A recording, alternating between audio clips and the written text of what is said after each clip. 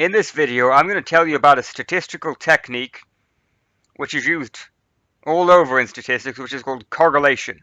And I'm going to teach you about it using this app that I've developed. You can find the link up here. So, what is correlation, you may ask? Well, the first thing to know about correlation is its name. Co means together, relation means relationship. Correlation tells you whether there are relationships between variables.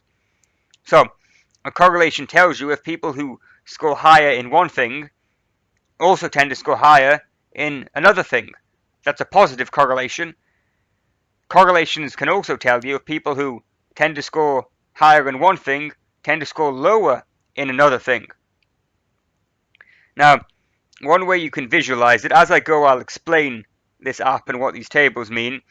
One way you can visualize a correlation is with what's called a scatter plot. And a scatter plot is really a set of coordinates. It's kind of like a map of our two variables. So let's say we have two variables here, two things that we've measured on which people differ, x and y. X and y are boring. Let's call them height and weight.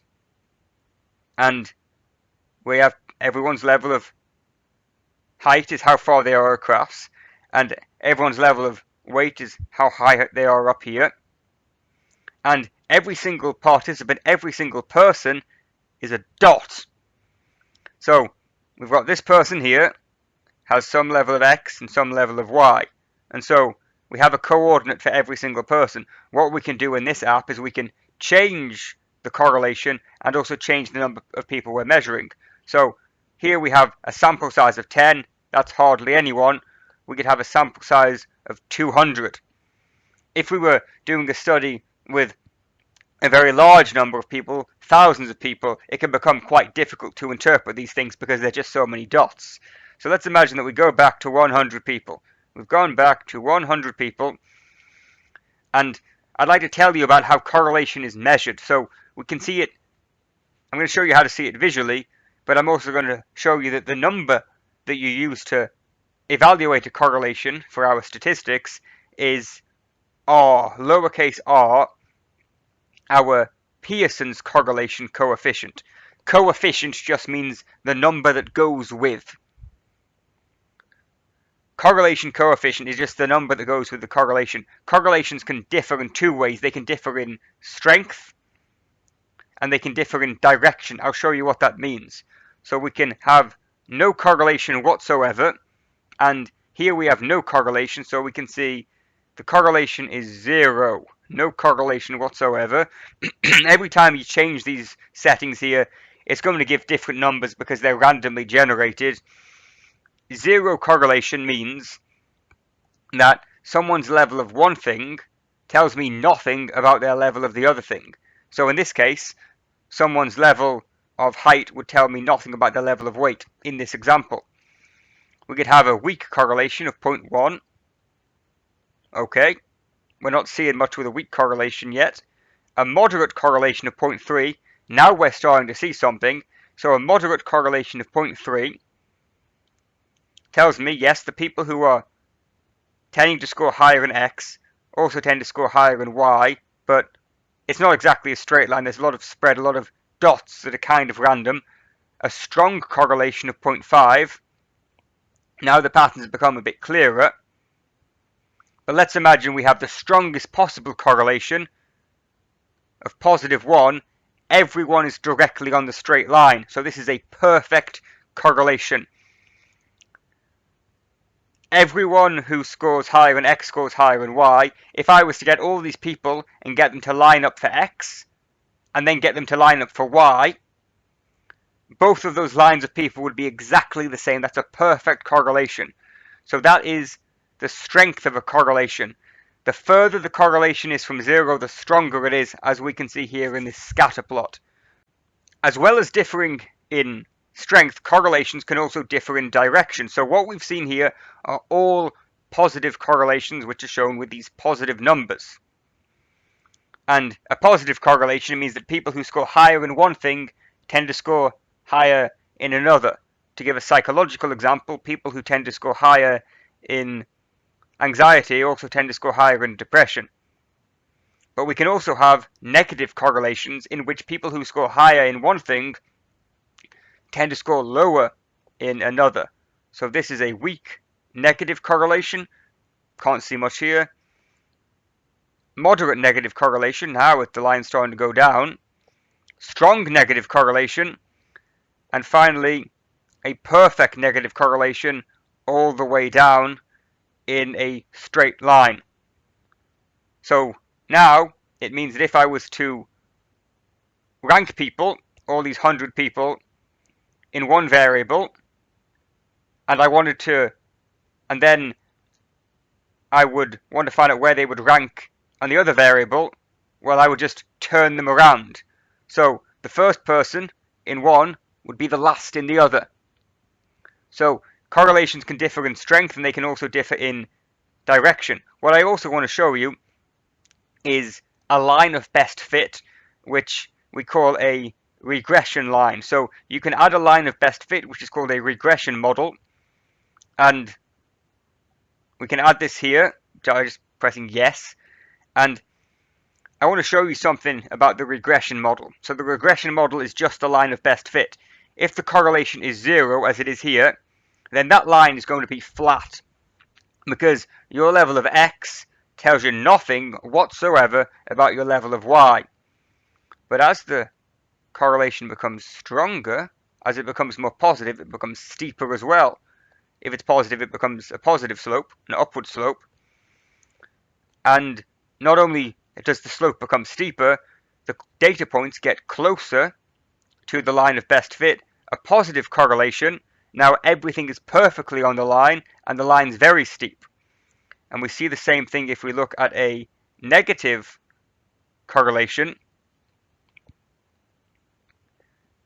The stronger the negative correlation, the more it slopes downwards, and the stronger the data points are to the slope. And so what we can see here is that the predictive value of the line of best fit is a direct function of the correlation. So the stronger the correlation, the steeper it is, and also the stronger the correlation, the better that line of best fit, that regression, becomes at predicting whatever we want to predict. So now, if it's a perfect correlation, now if I know your level of x, then now I can perfectly predict your level of y. And this is the basis of something called regression, which is another statistical technique. So now we know that there's a correlation, but we want to find out if the correlation is statistically significant.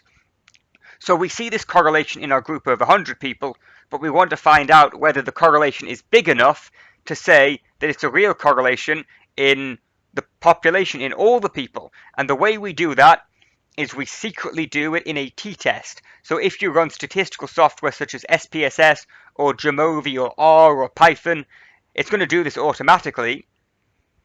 But, well, what's actually happening under the scenes secretly is there's a t-test going on. So you can take your R value, your correlation, and you can convert it into a t value. And what that t value is going to depend on the correlation coefficient, and it's going to depend on the number of people you've measured. So the rule is, the stronger the correlation and the more people you measure, the higher the t value is going to be. And then what the t-test can do, it's a one sample t-test, and what the t-test does is it says, given that the population level is a given number, what is the chance of seeing another number in the sample? So if the real value of t is 0, what is the chance of seeing, for example, 2 as the t value in the sample? And the rule with the t distribution is that about 5% of the data in this shape, this assumes that you know a bit about normal distributions, is going to be around 2 standard deviations, in this case it's standard errors, away from the average, which in this case is 0. So if the real correlation is 0, there's a less than 5% chance that the correlation, the t value that goes with the correlation will be in the red area. So we have 95% of the data here So if the t-value is 0, then 95% of the time our samples will find a t-value around here, and it's very unlikely that we'll see a t-value here in the red.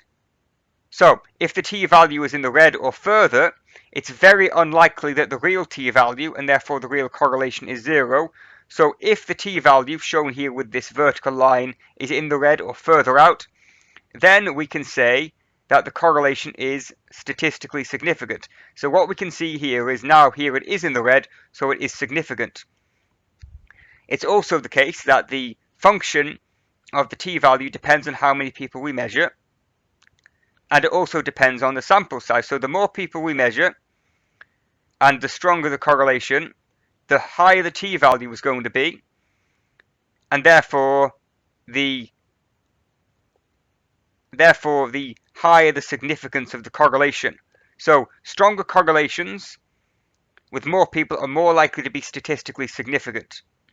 And the reason for that is because the larger the sample becomes, the closer it gets to estimating the full population. So if we were to make it a perfect correlation, we could see, oh no, what's gone over here? Now it's not even showing our t-value, it's far, far off the chart. Look, the t-value is so large it's off the chart. And so you determine whether a correlation is significant by comparing it, by finding the t-value, and then saying how likely is it that you'd see the t-value associated with the correlation if the real correlation was 0. And so what I'd like you to do, messing around with this, is find out which level of the correlation and which number of people is needed for that level for the correlation to become significant. And you can play around with this using the link here.